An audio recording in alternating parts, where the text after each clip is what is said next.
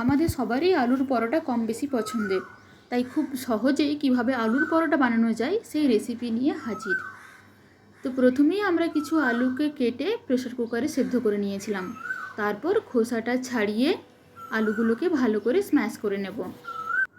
তো এখানে আলুটাকে খুব মিহি করেই স্ম্যাশ করতে হবে, তাহলে পরোটাটা খুব ভালো হবে। এরপর মশলার জন্য আমি কিছুটা গ্রেডেড আদা আর কোচানো লঙ্কাকে তেলের মধ্যে ভেজে নিয়েছি, আর গোটা জিরে আর শুকনো লঙ্কাকেও ভেজে গুঁড়ো করে নিয়েছি।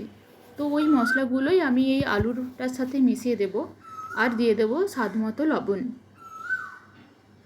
এরপর সমস্ত মশলাগুলো আলুর সাথে ভালো করে মেখে নেব।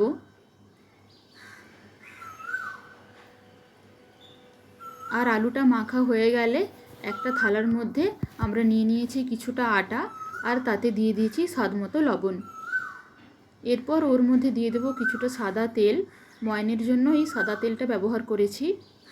এরপর সমস্ত কিছু আটার সাথে ভালো করে মিশিয়ে নিয়ে অল্প অল্প জল দিয়ে আটাটাকে মেখে নেব।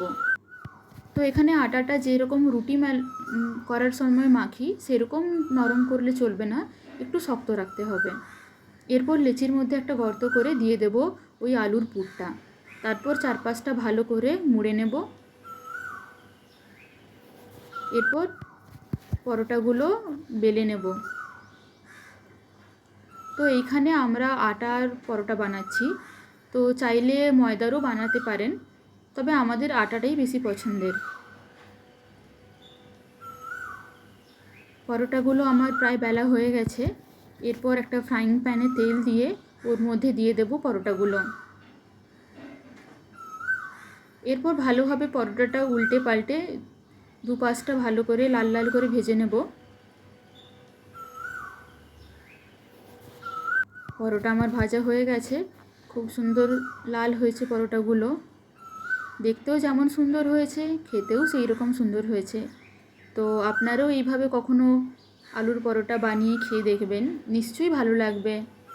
আর ভিডিওটা দেখার জন্য অনেক অনেক ধন্যবাদ। পাশে থাকবেন, ভালো থাকবেন। নমস্কার।